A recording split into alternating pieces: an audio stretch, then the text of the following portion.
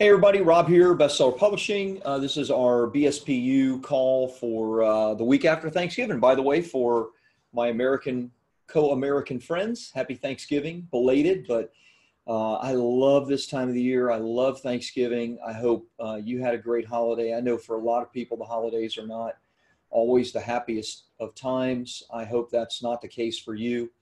It was just a great holiday for me. I had my kids over, which is cool. One of my sons is finishing up his senior year in college at UCSD. And so he came up. It was great to see him. And then, of course, we move into the next holiday, which is my semi-annual golf trip. You probably won't be celebrating that, but I will be. And then right after that is the next holiday, which is my birthday. And then we have Christmas, which I'm super excited about. Anyway, you don't care about those things. But so what do I have for you today? I've had some folks stuck in the content creation piece, and I want to share in a little bit more depth using my last book as an example of how you can both get your voice captured, lay out your content in a kind of simple, even formulaic way. And of course, you can adjust these formulas and you know, they're rules, they're made to be broken, but at least you can have something that you follow.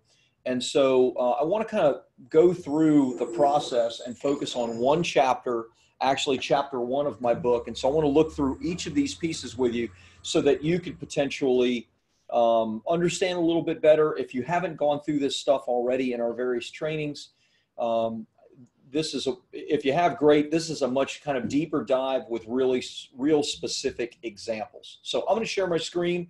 And then, of course, as always, I'll open it up to any questions that you guys have. Let me shut that off. Okay, so here we go. We're going to focus on chapter one of Publish, Promote, Profit right here. I just picked a chapter out of the book and laid out my content creation kind of methodology, what we teach and what we go through. And so I'm using chapter one as an example, and I'm going to kind of break down, if you will, the two primary steps that we use prior to, if you're in our ghostwriting program, then this is prior to you actually recording a chapter with a ghostwriter. If you're not, and you're doing this on your own, or you're just looking for methodology to create content on an ongoing basis, then I think that this is going to help you. Even if you're just creating a blog post, or if you're creating a long form social media post or something like that. Okay. So this chapter is not that long. This is kind of, it's not the introduction. If you guys have read the book, you know, I have both a foreword by Kevin Harrington and an introduction by Russell Brunson. Excuse me, a preface by Russell, a foreword by Kevin, and then I do an introduction, which is just kind of an overview.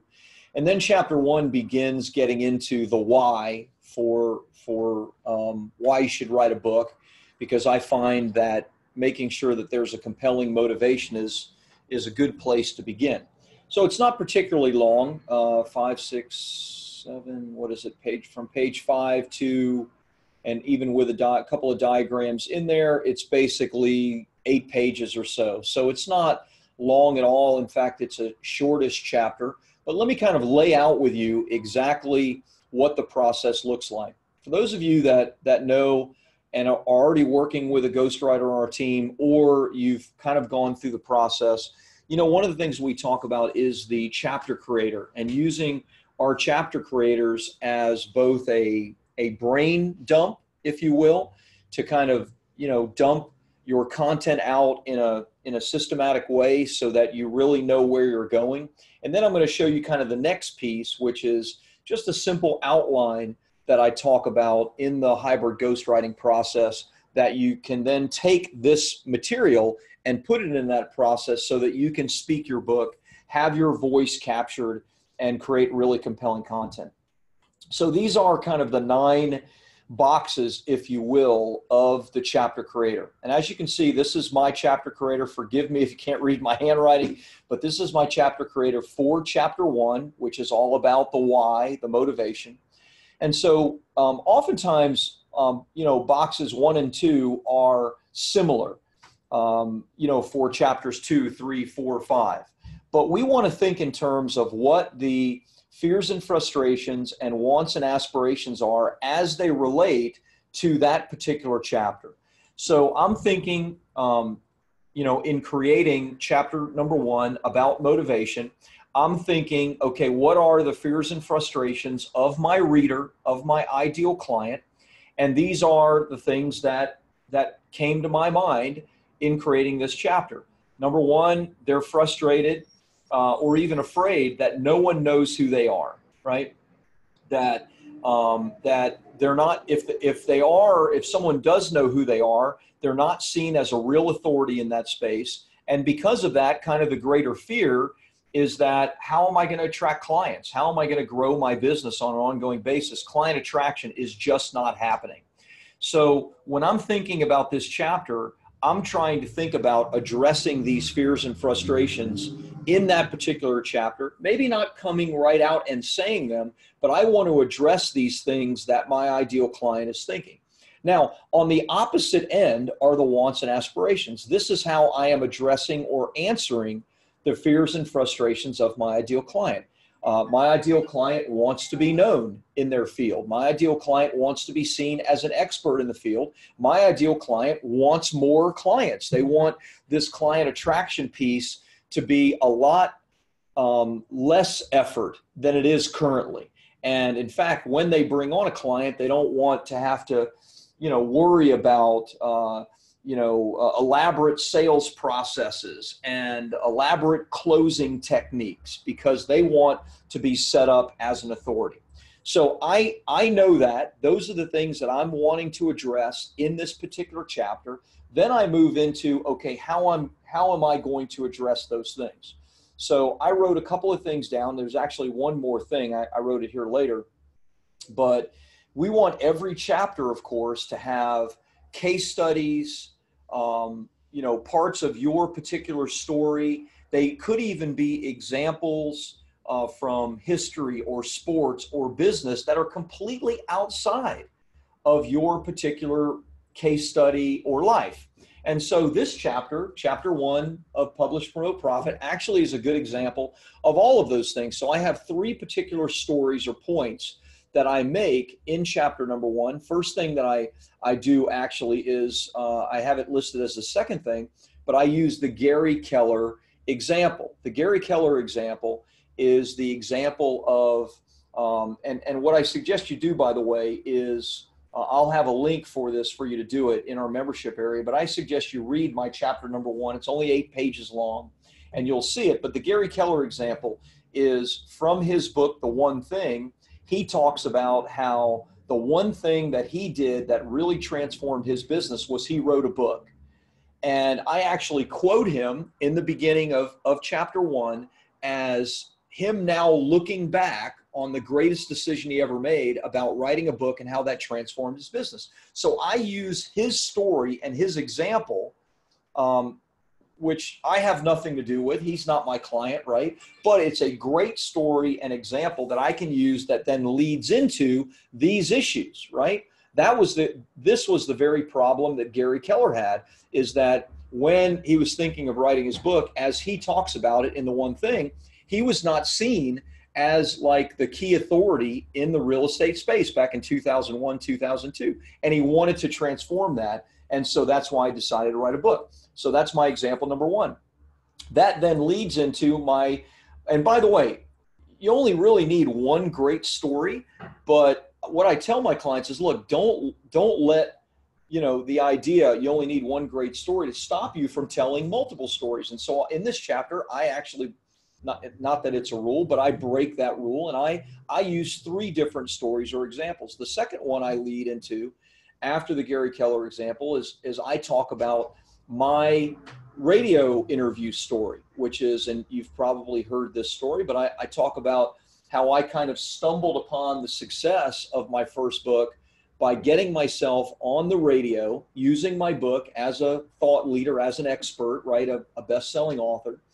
And the very first radio interview that I did on the day that it aired led to me getting a client. And I tell the whole story, like in vivid detail, of how I'm sitting in my office at 6 o'clock at night, the telephone rings, I answer the phone, financial services, this is Rob. And the person on the other line says, is this Rob Kosberg? And then I, try to make it a little humorous. And I'm like, oh crap, they found me, my bill collectors or whatever, right? Because I'd come off this massive failure. Real estate failure, where I was just heavily invested in real estate in Florida during the crash. And then that person, became a client of mine after a 20 or so minute conversation without having me to do any kind of selling, right? So what are the points that I want to make from that? I then lead into my 3 main points, which is a book gives you authority, even in a place where you don't have it. A book attracts clients, and that, of course, is the exact example that I give from my radio interview story. And then the third point that I want to make, which is part of my conclusion point, is it's hard to write a book. So you need a formula, you need help, you need a process. How to tie this in? Well, I'm going to tie it into my stories. By the way, I'm just dumping, right? I'm dumping ideas on this page and trying to think through what the formula looks like for that chapter. So what's the tie-in? Well, I think to myself, well, I want to use the New York Times quote, how 81% of Americans want to write a book, but less than 1% ever do. And so I want to use that quote to tie into, hey, it's hard. Even the New York Times says it's hard. And then, of course, I'm going to tie the Gary Keller thing and my personal example in as well. Now, you don't need this for every particular chapter, but I actually have 2 models and diagrams that I use in chapter 1. I use the hierarchy of desire in chapter 1 because that directly relates to how a book gives you authority. And then I use my model, the publish, promote, profit model, which is the difference between author 1.0 and author 2.0. And by the way, if some of this sounds like absolute Greek, that's because you haven't read chapter 1. If you read chapter 1, you'll see how this chapter creator became chapter 1. And then a download or a link, kind of next steps, I actually don't have any in this, but I could have an explanation of my publish, promote, profit author 1.0 model and send them back to my website to get more info. I don't do that. The reason I didn't do that is because I actually put right on page number 2 next steps that people can come to, and I felt like by page 8, I don't need to do that again. Now, I do it in later chapters, okay? So what have I done here? What I've done is I've dumped from my mind what I want to address in chapter number 1. I want to address these fears and frustrations. I want to create something aspirational. I need stories to do that. Stories from my own life, stories from case studies, stories from people in other industries that relate to it. So what did I use? I used Gary Keller, I used my radio show, and I used the New York Times article. What are the points that I want to make? Well, the points are directly related to the fears, frustrations, wants, and aspirations. I want to make those points, right? And then I lead back to, could there be a model or could there be next steps? Okay. This is how you want to use the chapter creator for every single chapter that you want to outline and lay out.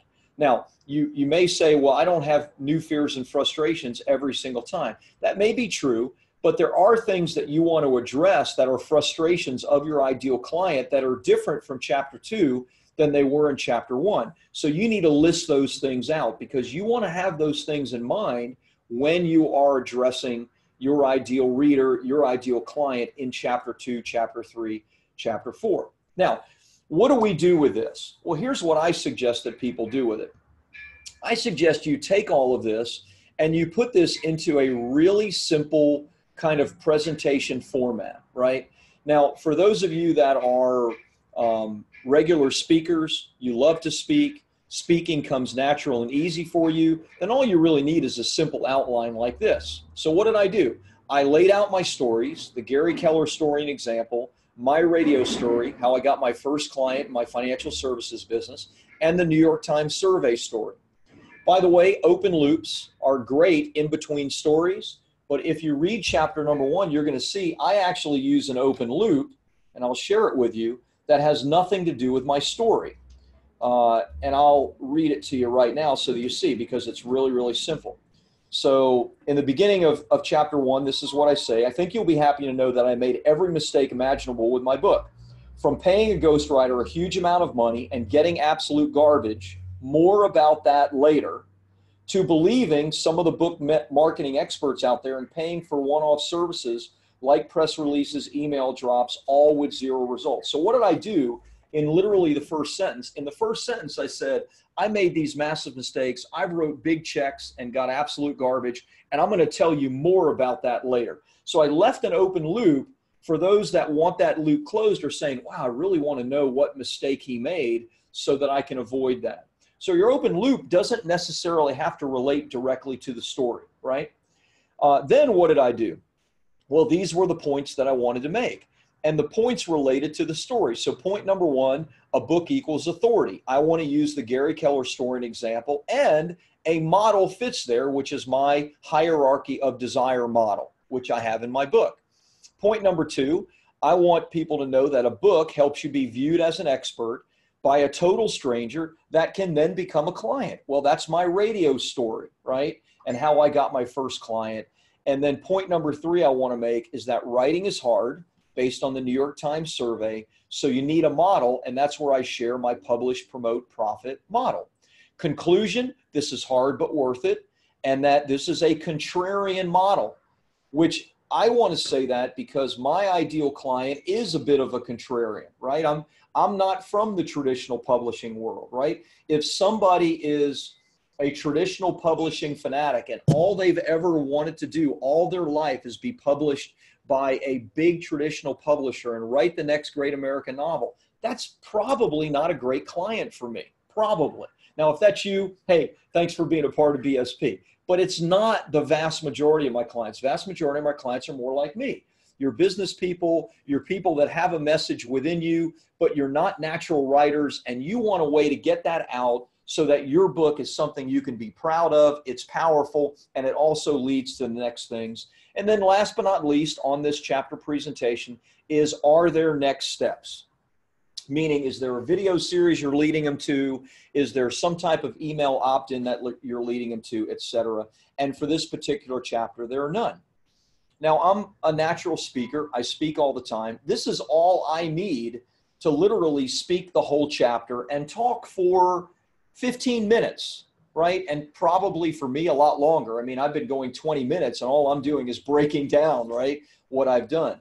So for you, if you're not kind of natural at that, then what you're going to do is you're going to take your story and you're going to bullet point it out. You're going to share, okay, what do I want to say about the Gary Keller story? What do I want to say about my radio story? And you're going to think through in great detail what the elements of the story are that you want to tell, so that when you speak it and have it recorded, or you speak it to a ghostwriter and have the ghostwriter, be there with you, you're going to be able to do it in such detail that your voice is captured. And that's the whole idea of this. But if you have this process, if you have the chapter creator where you've, dumped all of your thoughts, this is what I want people to really get. This is the aspiration that I want to bring them to. These are the stories. These are the points that I want to make. This is the tie-in. This is the worksheet and the model. And then you use just a simple outline of what all that looks like. You're going to be able to create compelling content. And you speak for 15 minutes or 20 minutes, which is more than enough to create one chapter of content in a way that is compelling, captures your voice, and makes the point that you want to make. I hope that makes sense. So here's what I'm going to do for you. I'm going to have a link to my entire book, because you've either already bought it or, you should have access to it because you're one of my done-for-you clients. And you don't have to read the whole thing. You should, because I think it'll help you with the process. But I would certainly read chapter 1.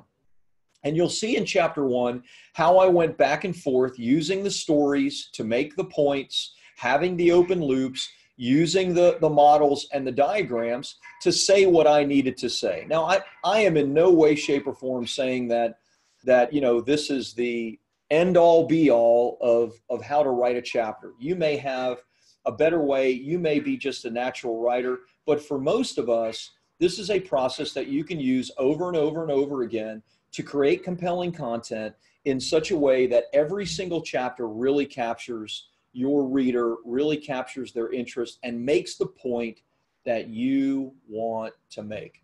Wow, that's a lot. So here's what I'm going to do. I'm going to go ahead and stop sharing for now, and I'm going to open it up to any questions that you guys have to answer those questions for you. Jeannie says, when is your birthday? That's the best question, by the way. What a great question. My birthday is December 16th. That's when my birthday is. Thank you for asking. Jill says, hi from Alaska. Sounds good. Visuals good. Good. Jill says, makes sense. I like it. Awesome. What can I answer for you? Is there anything about this process that is confusing? Is there anything that you would, by the way, this isn't like hard and fast, this is the only way to do it. I'm just telling you, this is a great way to do it so that when you speak, when you're with a ghostwriter and presenting your content, you're doing it in a formulaic and yet powerful way. So it's not you on the phone answering questions. That's what, my $1 million mistake, right? The one that I leave the open loop for in chapter number 1 was I did an interview process with my first ghostwriter 11 or 12 years ago. And I got back garbage because the interview process captures content, but not context. See, all of the stuff that I shared with you in the chapter creator, that's both content and context. And that's the way you want to present your material. Jill says, what was your highest performing ad on Facebook? All right, let me come back to that, Jill. Let me make sure that, that I answer everybody's question about this. David says, I haven't read your book yet. How would you prefer I purchase your book? So David, I would say just, do it the cheapest way. If you go to Amazon, it's $24.95. Don't do that. Just go to my link. And by the way, if you want the soft cover, then yes, I'll give you the link to do that. But if you want just the digital version of it, the PDF, I'm going to make that available for everybody. So, but if you want the soft cover, go to publishpromoteprofit.com and go through the funnel. Plus, you'll learn some things there. So, so David, there you go. I put the link in there to everybody. Go in the chat box and you'll see the link. Let's say R says, do you include live links within the book, or are they too risky as self-promoting? Absolutely include live links. 100%. You want to take people from the book back to your email list, back to your website. So 100% use live links. I didn't do it in chapter 1, but I did it on page 2 of my book. And I do it sprinkled throughout the book for great next steps. So absolutely you want to do that. Carl says, why do you have 2 different sheets for chapter notes? It seems the only additional section on the second sheet is open loop. Why do you have 2 different sheets for chapter notes? So maybe this is 2 different questions, Carl. So you don't need 2 different sheets for chapter notes. You could absolutely use just the chapter creator and speak through that. You could, but not every, I wanted to do it in such a way that people could see this is how it directly flows. Your chapter creator sheet is more a brain dump, and you're not going to flow through it like that, right? And so I take the material from that and I put it on a sheet so that when I'm speaking it can flow more easily that way. And you said it seems the only additional section on the second sheet is open loop. Correct. There isn't really additional content on the second sheet. It's just more about organizing the content so that you have something that you can speak from directly. If you can use the chapter creator and speak from that, fantastic. Do that. You don't really need a second sheet. There's no new magic in a second sheet. So good point there. Mira says, it's been great timing. Sorry, just got a pop up. Been great timing to share this. Just the next step I'm taking. Everything makes perfect sense how you shared it. Thank you very much. Can work with it. No questions. Love that. Good to hear, Mira. Haley says, awesome. Thank you. You are super welcome, Haley. Pete says, I agree about the outline matching what you would speak on. That way you are consistent in your marketing messages. Yep, totally agree. you definitely want to have that, in my opinion, or you want to have it organized in such a way that you can share it. Let's see. I put a whole page on my links and put it in the table of contents. Work good in my book. Yeah, fine there. I don't see anything wrong with that, Jill. I like that. But I also like to have it within the chapter, because you want, if you have multiple links, you want, the link that directly relates to the content that you're sharing in that chapter. And my suggestion would be that you would have 3 or 4 different kinds of content pieces to match the various, pieces, the various chapters that you're writing. Lavana says, what if it's a real life story? I made an outline of events, but I'm now going back through to add comments that relate to my coaching. So, same kind of thing, Lavana, if it's a real life story. I mean, I say this with all love and affection, and I say it regularly. Nobody wants to read my life story or your life story if you're completely an unknown quantity. You don't want to read the Rob Kosberg story, but you are interested in publish, promote, profit if you're interested in writing a book.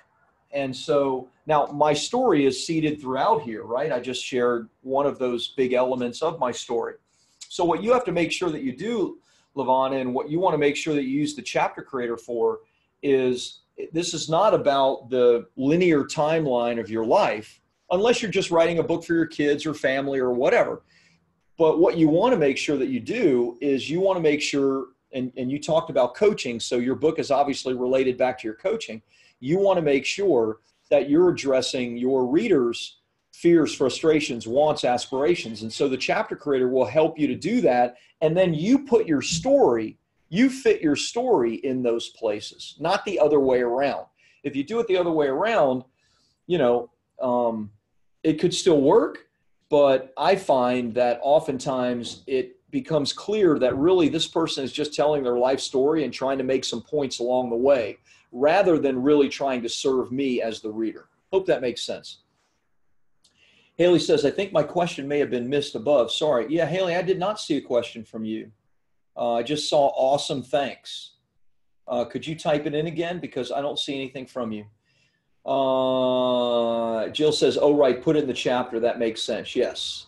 Haley, do you have a chapter breakdown sheet as shown earlier that we could gain access to? It would be useful to print out and use. Absolutely. I will give you links to both of those things. In fact, I'll put it in the Facebook group so that you have immediate access to it. I'll put it on this particular page. So I'll give you the link to the PDF of my book. I'll give you the link to the chapter creator, and I'll give you the link to the chapter presentation form. So you can use all of those things. So amazing. Thank you so much. You are super welcome.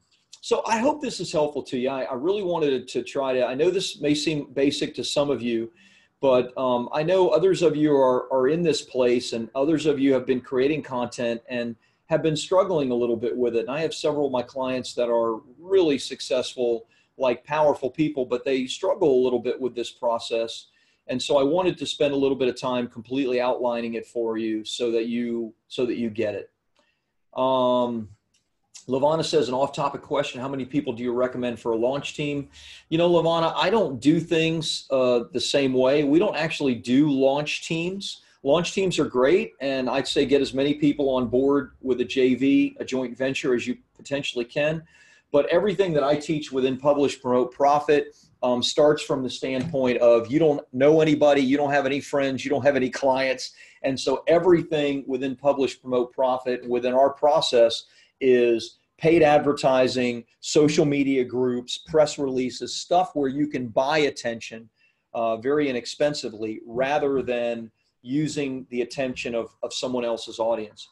Now, with that said, if you have people that can join your launch team, then that will only make this more powerful. I'm not saying you shouldn't use it. You should use it if you can. But I always take the tack of what about the people that don't have any of those assets, don't have those relationships. And so we want to do it in such a way that would work for anyone. Hopefully that makes sense. Anyway, guys, I'm recording all this. I'm gonna break it out. We'll have it in the membership area as kind of a separate thing because I want you to have access to this anytime that you need it. I'll have the forms for you, and I hope this is really, really helpful. Again, I hope you had a great holiday, and you'll see me again next week. You guys have a great day. Take care.